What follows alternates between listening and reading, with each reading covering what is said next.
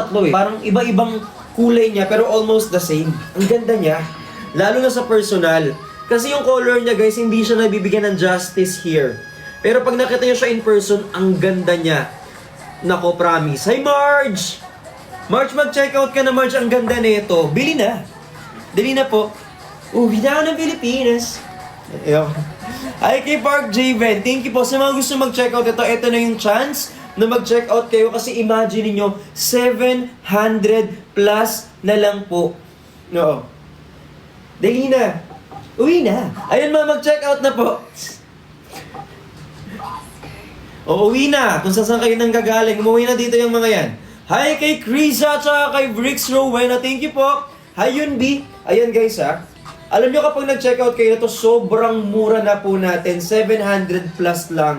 At pwede po yan sa babae at lalaki guys. And actually, ang ganda niya sa girls. Pag nakita niyo siya, ang ganda ng kanyang details. Yes po, non-tarnish na po yan.